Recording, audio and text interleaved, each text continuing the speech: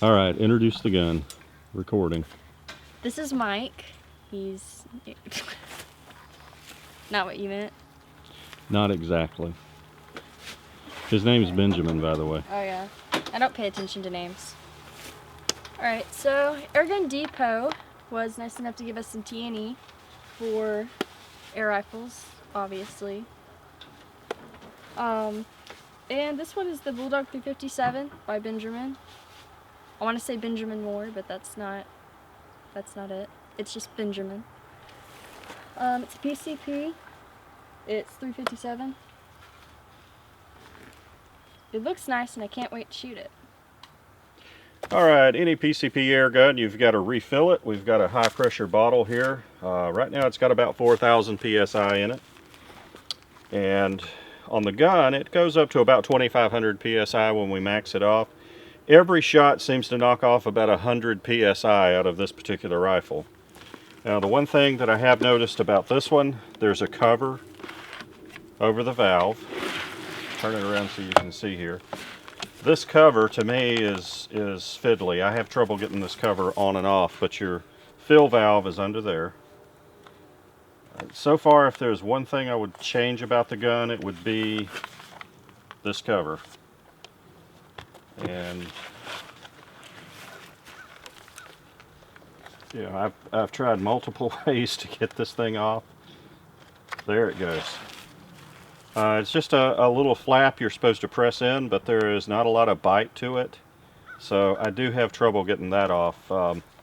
I could see just leaving this off and never putting it back on myself.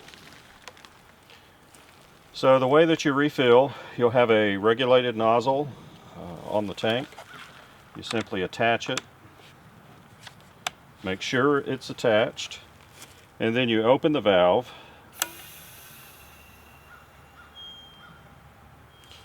It tops the gun off. It's brought it up just over 2,500. Then you back this off, and then depending on the type of valve that you have, some of them bleed off the pressure just by closing them back, but this one actually has a pressure bleed off. And that depressurizes the hose so that you can get this back off. Make sure you remember to close this back, or the next time you go to charge, you'll be just exhausting air.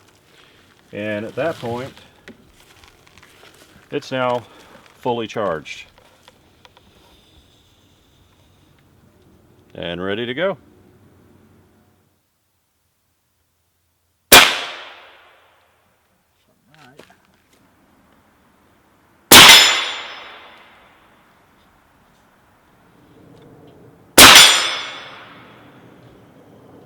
Like go up. Oh, there it goes. We got 840 that time. And that's at 2K. That was at 2,000 PSI, we got 840. Yep. Okay, we're going to crony a shot. Pressure is just above 1,500 right now. And came in at 791. And that's at 1,500 PSI, so it's lost some pressure. Alright, we're going to try again, 2,500 PSI, and see what the crony says. Don't shoot the crony. I know.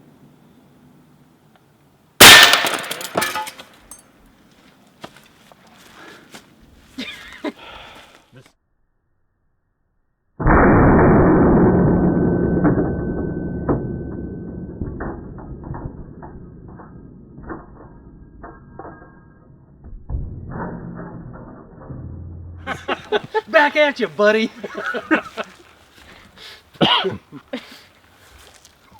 Alright. So this closes. This part goes forward. And then it's ready. It's ready.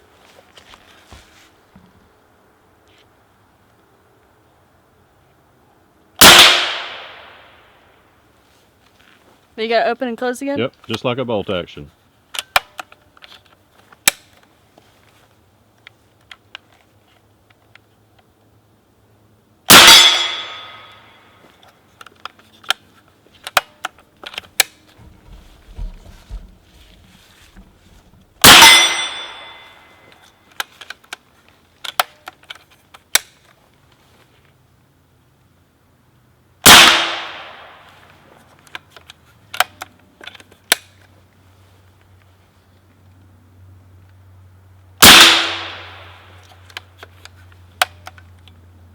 That's it. Yeah. What do you think? There's no recoil. It's like you fire, and if it wasn't for that little tink that you get, you wouldn't know that you fired. It's just like... Well, you're not supposed to have a ton of recoil. Yeah? But still, it's weird. Still, 850 feet per second out of an air rifle. Yeah. I like it. Okay, let's do the video over with the sound on this time. That would not surprise me with the way it's going so far. Well, at least you didn't shoot the crony. Yeah, that's Robbie's title. Hey. That was twice, right? Twice he's done it? I believe it is, actually. Probably. Well, at least it has a reason to air out this time. Yeah. Teach it to air out on me.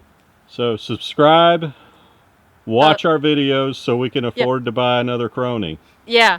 That way Robbie can afford to buy us a new crony every time he shoots it. Subscribe, watch our videos, do all that so that we can buy another crony for me to shoot.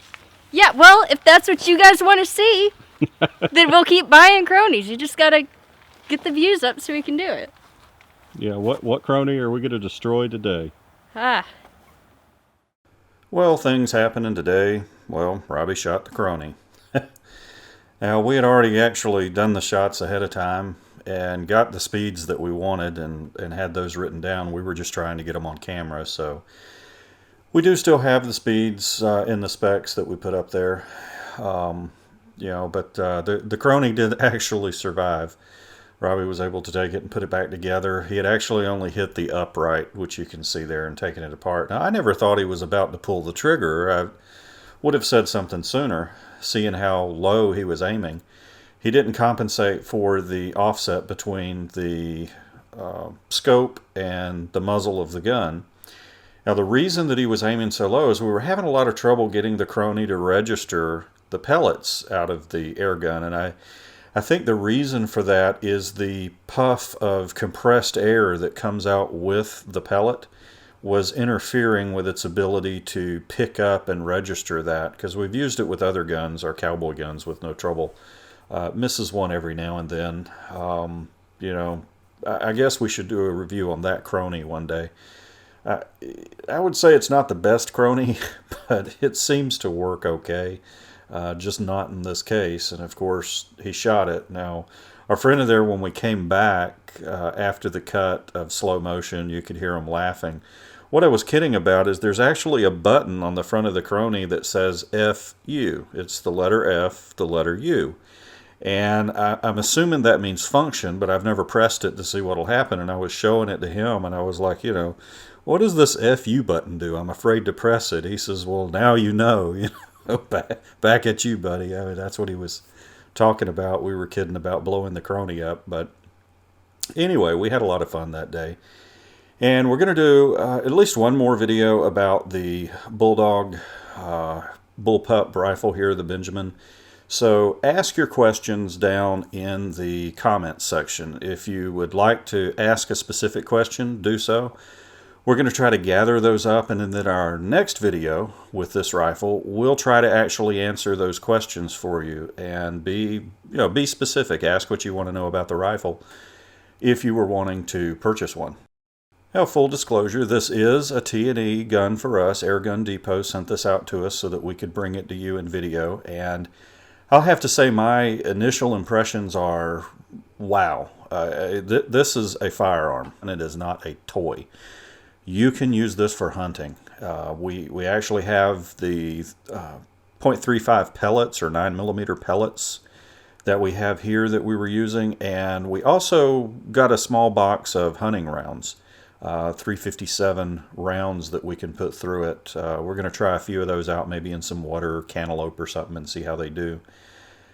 But this is a serious hunting rifle. This is not a toy. This is not something you would want to get just to go out and, airplane. Definitely not as cost effective as some of the smaller air pellets that are using .17 or 22 or even 25. The pellets are kind of expensive. You can see the range there. These were running just under 20 cents a round. I did find some just regular pellets for right around 10 cents a round that were 0.35 in diameter that should work in it just fine. And you know, we had a good time with this rifle here. It really packs a punch. You can hear it. It's not. It's certainly not loud. You can fire it without hearing protection a few times if you were to want to do that. It didn't hurt my ears too bad. But I do prefer to wear hearing protection with it. It is something that does pack a little bit of a punch, especially when it's up to the 2500 PSI charge. So I hope you enjoyed the video. Please like and subscribe, and be sure to leave a comment and ask what you would like to know about the Benjamin BullDog 357 PCP rifle.